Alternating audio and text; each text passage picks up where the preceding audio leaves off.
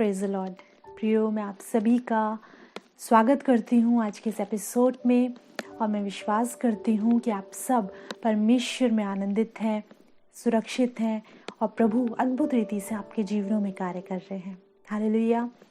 प्रियो, आप कई बार परमेश्वर से शिकायत करते होंगे और कई बार आपके मन में ये बात आती होगी, प्रभु मैं इतने समय से इन विषयों के लिए दुआ कर रहा हूँ या प्रार्थना कर रही हूँ, क्यों मेरी इन प्रार्थनाओं का उत्तर नहीं आ रहा।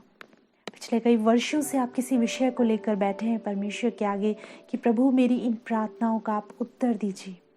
आप हो सकता है इन दिनों किसी विषय को लेकर बैठे हो, पर आप जानते हैं कई बार परमेश्वर उत्तर इसलिए नहीं देते क्योंकि उसके पीछे कहीं ना कहीं आपके लिए कुछ अच्छा रखा होता है। कई बार एक बच्चा अपने पिता से किसी बात की यदि जिद करता है, यदि एक छोटा बच्चा अपने पिता से किसी ऐसी चीज़ की जिद करे जो वो नहीं जानता उसे कैसे ऑपरेट करे, तो पिता उस समय उसे वो नहीं देता, लेकिन एक समय आने पर वो उसे देता है। विश्वासी की एक पहचान होती है प्रियो। विश्वासियों के विश्वास के कई स्तर होते हैं।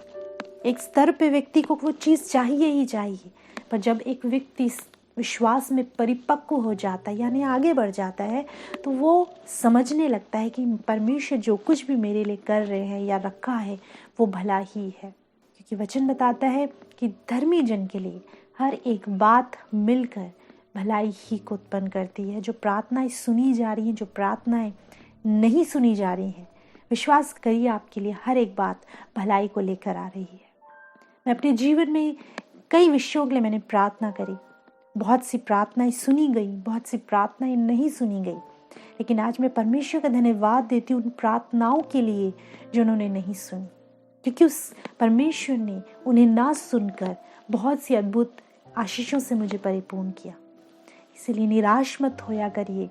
जब आप प्रार्थना कर रहे होते आपका विश्वास अब उस स्तर पर आ जाना चाहिए जहाँ पर आप कहें, प्रभु यदि आप मेरी प्रार्थना को सुनेंगे मैं तब भी आपका धन्यवाद करूँगा और धन्यवाद करूँगी, और अगर आप नहीं भी सुनेंगे तो भी मैं आपका धन्यवाद करना ना छोड़ूंगा। निरंतर आपके मुख से उसकी स्तुति होती रहे। हालेलुया। प्रियो, किंतु एक और कारण है जिसके कारण परमेश्वर अपने लोगों की प्रार्थना नहीं सुनता, और वो कारण गंभीर है और उसके विषय में आज हम बात करेंगे। ध्यान से सुनिएगा परमेश्वर कलाम आज आपसे क्या बात करता है। लिखा है यशाया की पुस्तक उसका 59 चैप्टर, और यहाँ पे इस प्रकार लिखा है, सुनो यहोवा का हाथ ऐसा छोटा नहीं हो गया कि उद्धार न कर सके, ना वो ऐसा बहरा हो गया है कि सुन ना सके। कई बार लोगों को लगता है कि क्या परमेश्वर के लिए ये कार्य इतना डिफिकल्ट है कि वो हमारी प्रार्थना नहीं सुन रहा, क्यों प्रभु नहीं सुन रहा। और उनकी परमेश्वर से शिकायतें होती हैं, नाराजगी होती है। पर प्रभु का कलाम आज ऐसे लोगों से बात कर रहा है जो अपने मन में ऐसी बातों को, ऐसे विचारों को लिए बैठे हैं। प्रभु कहता है, सुनो यहोवा का हाथ ऐसा छोटा नहीं है कि उद्धार न कर सके, ना ऐसा बहरा है कि वो सुन ना सके। वो आपकी प्रार्थनाओं को सुनता है और उसका हाथ बहुत सामर्थ्य है। एक सेकंड में वो आपकी सारी परेशानियों को, प्रॉब्लम्स को, चीज़ों को बदल सकता है। उसका हाथ सामर्थ्य है, वो उसके कान है, वो सुनता है। वो जीवित परमेश्वर है, वो सब कुछ जानता और सब कुछ देखता, सुनता, समझता है। लेकिन उसके बाद भी क्यों वो हमारी प्रार्थना का उत्तर नहीं देता। आगे वचन में लिखा है, परंतु तुम्हारे अधर्म ने तुमको तुम्हारे परमेश्वर से अलग कर दिया है। ये बड़ा भयानक है प्रियो। वचन कह रहा है वो प्रभु का आज भी सामर्थ्य है। वचन कह रहा है परमेश्वर का हाथ आज भी सामर्थ्य है। वचन कह रहा है उसके कान है, वो तुम्हारी बातों को भी सुनता है, वो तुम पर दृष्टि भी करता है। लेकिन आगे बाइबल बताती है, किंतु तुम्हारे अधर्म के कामों ने तुम्हें तुम्हारे परमेश्वर से अलग कर दिया है। वो क्यों नहीं सुन रहा? क्योंकि अधर्म जीवन में आ चुका है। किन्हीं पापों में आप फंसे हुए हो जिन्हें आप छोड़ना नहीं चाहते। उन पापों को आप एंजॉय कर रहे हो और आपके उन पापों ने आपको आपके परमेश्वर से अलग कर दिया है। इसीलिए आपकी प्रार्थनाओं के उत्तर आप तक नहीं पहुंच रहे। कई बार व्यक्ति अपने जीवन को अपनी दृष्टि से देखता है और उसे लगता है मैं जैसा हूँ मैं बहुत अच्छा हूँ, वो प्रभु मुझसे प्यार करते हैं, मैं जैसा जीवन जी रहा हूँ परमेश्वर इससे प्रसन्न है। मैं आपको बताना चाहती हूँ प्रियो, परमेश्वर आपसे बहुत अधिक प्यार करते हैं, लेकिन बाइबल बताती है कि मनुष्य की गति में और परमेश्वर की गति में बहुत अंतर है। मनुष्य का देखना अलग है, परमेश्वर मन को जांचता और मन को देखता है। आप क्या कुछ लिए बैठे हो अपने अंदर, परमेश्वर सबको जानते हैं। लिखा है तुम्हारे अधर्म के कामों ने तुम्हें तुम्हारे परमेश्वर से अलग कर दिया है। You are responsible for this. आप जिम्मेदार हैं इसके लिए, क्योंकि आप अपने पापों को छोड़ नहीं रहे हो। आगे वचन कहता है और तुम्हारे पापों के कारण उसका मुख तुमसे ऐसा छिपा है कि वो नहीं सुनता। तुम्हारे पापों के कारण उसका मुख तुमसे छुपा है और वो नहीं सुनता। प्रियो, एक कारण मैंने आपको स्टार्टिंग में बताया क्यों प्रभु नहीं सुनता, लेकिन आज हम जिस विषय पर बात कर रहे हैं वो है पाप, जिसके कारण परमेश्वर प्रार्थनाओं के उत्तर नहीं देते। झांकिए अपने जीवन में कि वो कौन सी बातों को आप लिए बैठे हैं। देखिए अपने जीवन को कि कौन से पाप हैं जिनमें आज आप हो और आप उन्हें छोड़ नहीं रहे हो, जिनके कारण परमेश्वर आपकी प्रार्थनाओं के उत्तर नहीं दे रहे। कौन से ऐसे पाप हैं जिसने आपको आपके परमेश्वर से अलग कर दिया है, कि आप गुनाह में हो, पाप में हो, आप उन बुरी संगतियों में हो, आप उन गलत आदतों में हो और आप परमेश्वर से अलग हो गए हो। आप उसकी आज्ञाओं को नहीं मान रहे हो। परमेश्वर आपसे डायरेक्टली इनडायरेक्टली बात कर रहे हैं और आप उसके वचनों के अनुसार अपने जीवन में चेंज नहीं ला रहे हो, आप जीवन को नहीं बदल रहे हो। वचन बताता है इस कारण वो तुम्हारी बातों को, तुम्हारी प्रार्थनाओं को नहीं सुनता। वो बहुत सामर्थी है, उसका हाथ ऐसा छोटा नहीं है कि वो उद्धार न कर सके। उसके कान है, वो सुनता है। वो सब कुछ जो प्रार्थनाएं तुम कर रहे हो उसके कान तुम्हारी ओर लगे हैं, पर वो उत्तर इसलिए नहीं दे रहा तुम्हारे अधर्म के कामों के कारण। प्रियो, आप जानते हैं कौन सा समय चल रहा है। मैं हर बार आपको कहती हूँ ये अंतिम समय चल रहा है। आप आशीषों की बातें करते हो, आप बड़े बड़े मिरेकल्स की बातें करते हो, आप बहुत सी चीज़ों की बातें करते हो, लेकिन प्रियो ये अंतिम समय में परमेश्वर चाहता है कि आप घुटनों पर आएँ, आप रिपेंट करें, आप उससे क्षमा मांगिए उन पापों के लिए जो गुप्त पाप है, जो हिडन सिंस हैं। आप उनसे क्षमा मांगिए उन पापों के लिए जिन्हें कोई नहीं जानता लेकिन परमेश्वर जानते हैं। उन पापों के लिए जो आप अंधेरे में करते हो, उन पापों के लिए जो अपने परिवार से छिप कर करते हो, उन पापों के लिए जो सिर्फ आप और खुदा जानता है। परमेश्वर चाहता है कि इन अंतिम समय में आप अपने गुनाहों से तौबा करो। हम बहुत सी बातों के लिए प्रार्थना करते हैं प्रियो, और हम चाहते हैं ओ प्रभु इसका उत्तर दे, मुझे वो घर चाहिए, मैं चाहता हूँ मेरे बच्चों का विवाह हो, मैं चाहता हूँ इस कर्ज से मुझे मुक्ति मिले, इस केस से मुझे मुक्ति मिले, इस बीमारी से मुझे मुक्ति मिले। बहुत से विषयों को लेकर बैठे हो, लेकिन आज भी उसी गंदगी में, उसी सड़ाहट में, उसी पाप में बैठकर तुम खुदा को पुकार रहे हो। ज़रूरी है कि उस पाप से बाहर निकलो और वो गले लगाएगा, तुम्हें धोएगा, साफ करेगा, तुम्हारे हर एक विषय को वो सुनेगा और उसका उत्तर देगा। आप जानते हैं वचन में यीशु मसीह ने एक दृष्टांत कहा था। पिता के 2 पुत्र थे और एक छोटा पुत्र अपनी संपत्ति में कहता है मुझे जो मेरा भाग है मुझे दे, मैं चला जाऊंगा, मुझे मेरा हिस्सा दे, मेरी प्रॉपर्टी में जो मेरा हिस्सा है वो मुझे दे। और वो उसे लेकर जाता है और वैश्यावृत्ति में और गुनाह और पाप में उसे वो खत्म कर देता है। लेकिन एक दिन जब सब कुछ खत्म हो जाता है, वो अकाल उस देश में पड़ता है, वो सुअरों का खाना खाने को मजबूर हो जाता है, वो गुलामी करने लगता है, वो अंधकार में चला जाता है। और वहाँ जब वो अपने आपे में आता है, उसे याद आता है मेरे पिता के घर में बहुत से मजदूरों को भोजन से अधिक रोटी मिलती है, मैं यहाँ क्यों पड़ा हूँ, मैं उसके पास जाकर क्षमा मांगूंगा। जिस दिन उसके हृदय में ये विचार आया, आप जानते वो वहाँ से उठा, एक पश्चातापी हृदय को लेकर पिता के पास जाता है और बाइबल बताती है उसका पिता उसका इंतज़ार कर रहा था। जब दूर से आते उसे देखता है तो दौड़कर उसे गले लगाता है, उसको नए वस्त्र पहनाता है, पाँव में जूतियाँ पहनाता है, उसे दोबारा से वो अधिकार देता है, अंगूठी पहनाता है, उसके लिए भोज करता है और बहुत आनंदित होता है और कहता है मेरा ये पुत्र मर गया था, जी उठा है। आपने सुना होगा ये दृष्टांत, आपने इसके विषय में प्रचार सुना होगा, किंतु आपने क्या सीखा? क्या उसी गुनाह और पाप में पड़े पड़े आप खुदा को पुकार रहे हो और कह रहे हो प्रभु उत्तर नहीं दे रहा, परमेश्वर सुन नहीं रहा, वो विषय वही का वही है। ओ कुछ ना कुछ है जो आपके जीवन में है जिसे दूर करने की जरूरत है, और जैसे ही आप उसे दूर करोगे परमेश्वर उन विषयों के उत्तर देगा।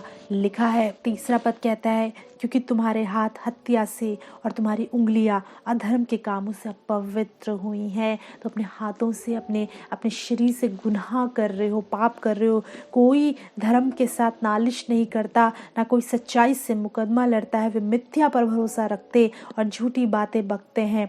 उसको मानो उत्पात का गर्भ रहता है और वह अनर्थ को जन्म देते हैं। इस रीति से परमेश्वर कलाम कह रहा है कि मेरे लोग गुनाह में है, पाप में है, व्यर्थ सोचते हैं, उनके हृदय में व्यर्थ विचार रहते हैं, वो दूसरों की बुराइयां सोचते हैं, वो अपने मन में कुढ़ते हैं, वो अपने बिस्तर पे अपने बिछौने पर पड़े व्यर्थ कल्पनाएं करते हैं, जो सब कुछ पाप है। वो सब कुछ पाप है। ऐसा नहीं कि वो प्रार्थना नहीं करते। अब मैं आपको बताना चाहती हूँ, आप गुनाह में भी हो और आप प्रार्थना भी कर रहे हो। आपको लगेगा सब कुछ सही चल रहा है, लेकिन कुछ सही नहीं चल रहा। आप जानते हैं यूहन्ना यरदन नदी में बपतिस्मा देता था। बहुत से लोग उसके पास बपतिस्मा लेने आते थे।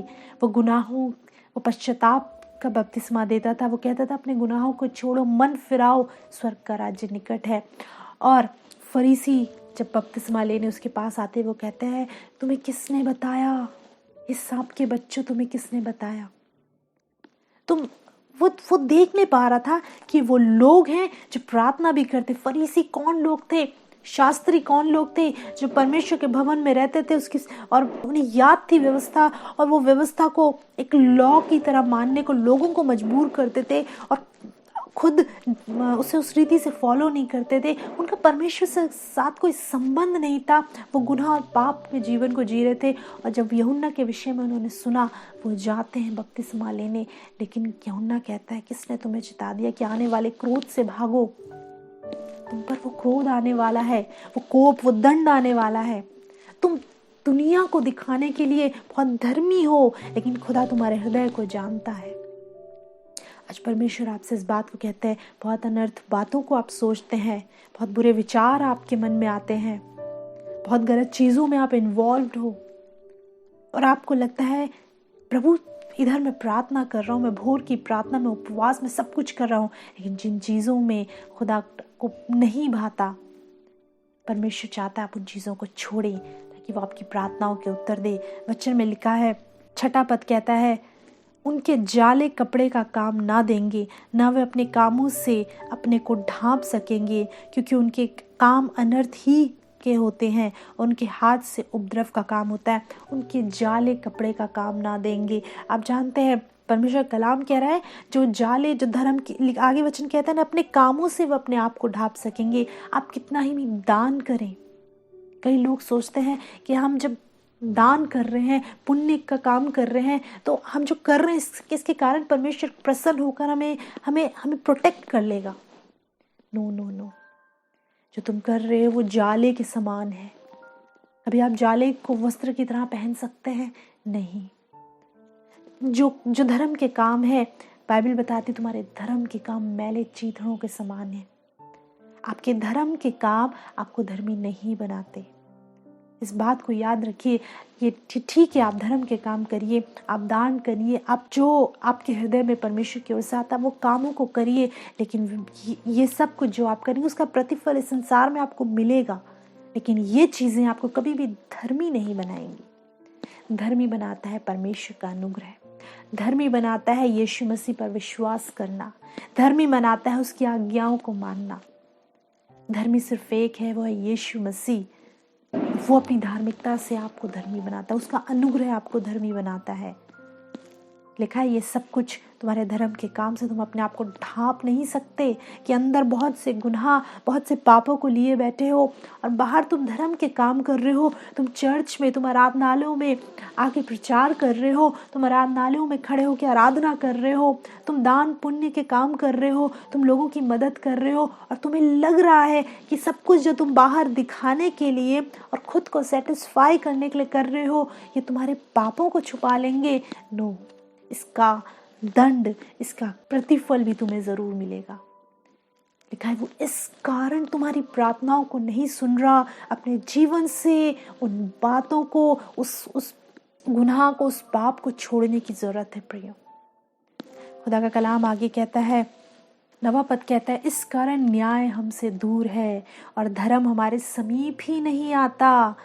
हम उजाले की बाट तो जोते हैं, परंतु देखो अंधियारा ही बना रहता है। हम प्रकाश की आशा तो लगाए हैं, परंतु घोर अंधकार ही में चलते हैं। क्यों है? क्योंकि हम गुनाह में है, पाप में है। कह रहे हैं इस कारण न्याय हमसे दूर है। परमेश्वर के लोग, आप लोग के हृदय में आता होगा, इसलिए न्याय हमसे दूर है। हम उजाले की बाट तो जोते हैं, परंतु देखो अंधियारा ही बना रहता है।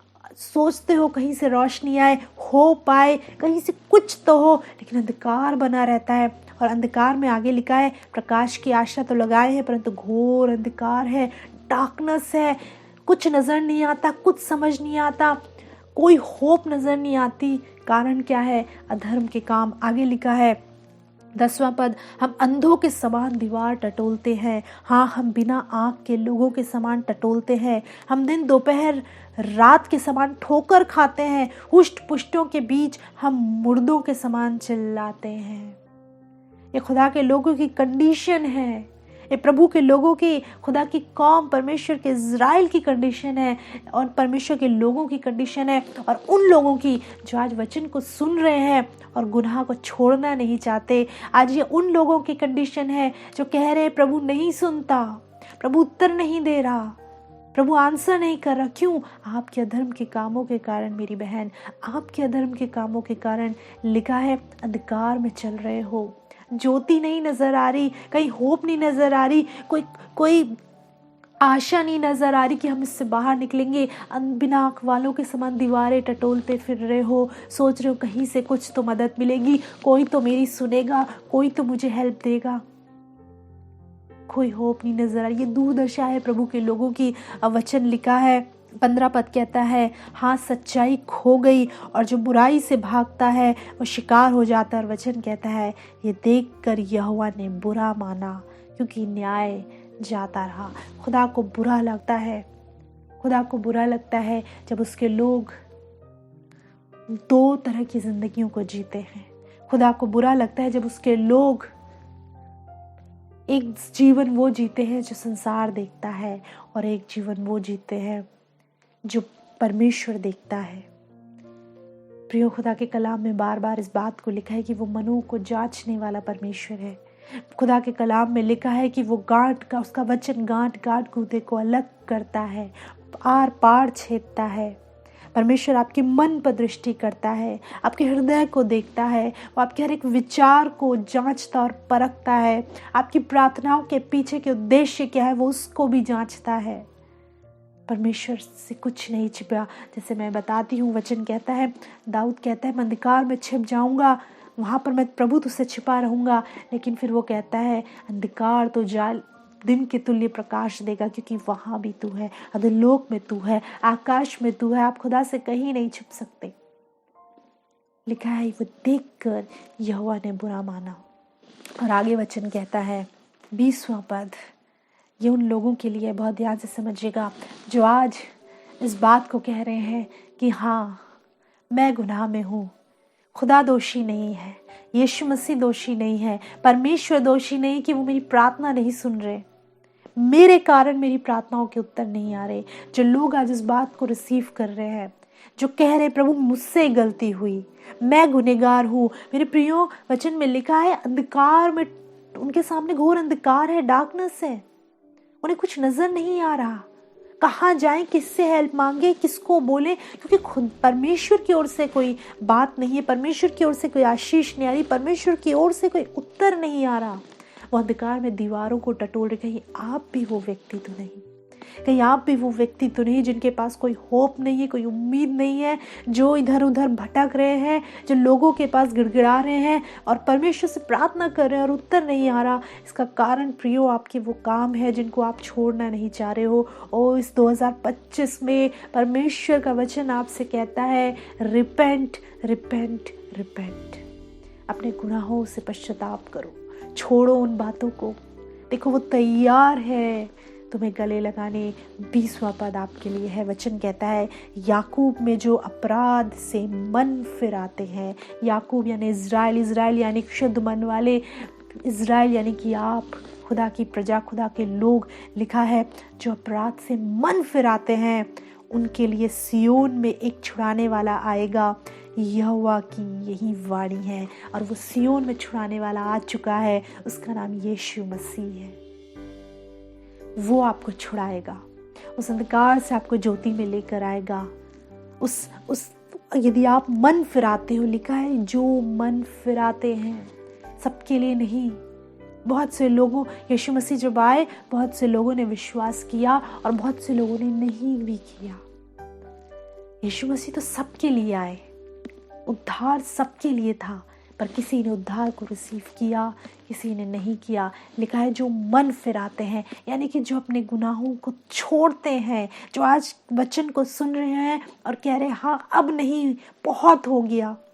2024 तक मैंने बहुत अपनी लाइफ को इस गुनाह और पाप के जीवन में एंजॉय करा, बर्बाद किया, लेकिन प्रभु अब नहीं। मैं देख रहा हूँ चारों तरफ अंधकार है, मैं इस गुनाह में धंसा जा रहा हूँ, मैं इस गुनाह और पाप में डूबा जा रहा हूँ। अब समय है कि मैंने छोड़ूं, इससे बाहर निकलूं। लिखा है याकूब में जो मन फिराते हैं उनके लिए एक छुड़ाने वाला आएगा।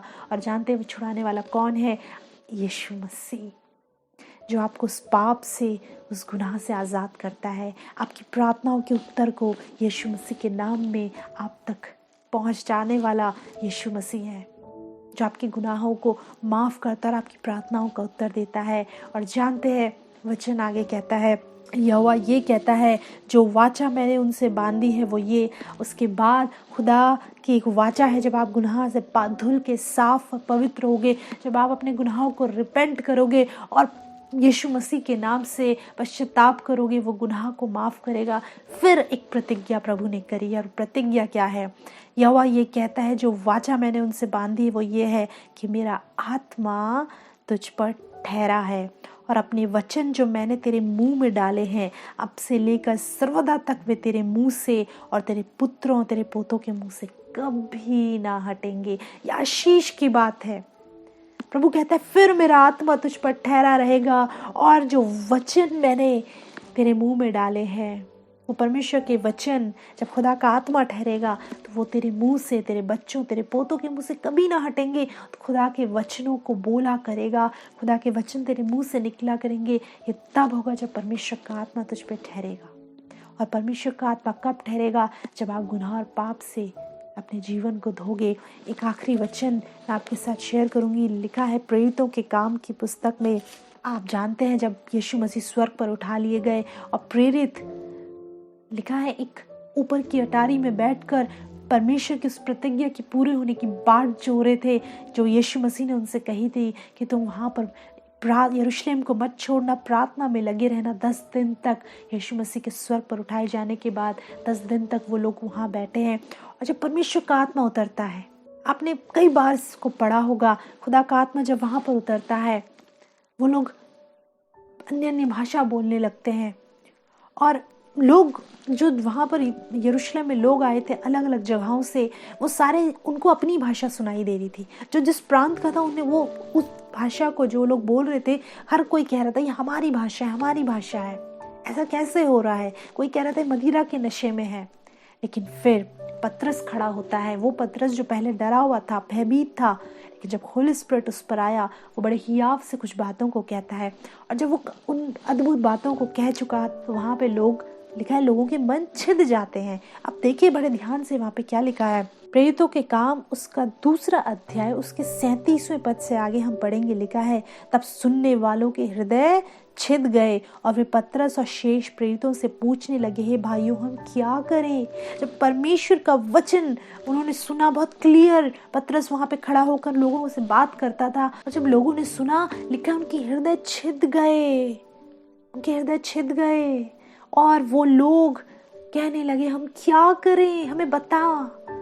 हो सकता है बहुत से लोग आज वचन को सुन रहे हो, कह रहे हो हाँ हम गुनाह में, पाप में, हम इस दलदल में हम निकलना चाहते हैं, हमें बताइए हम क्या करें। उन्होंने पतरस से पूछा, जो पतरस का उत्तर है वही आपके लिए लिखा है।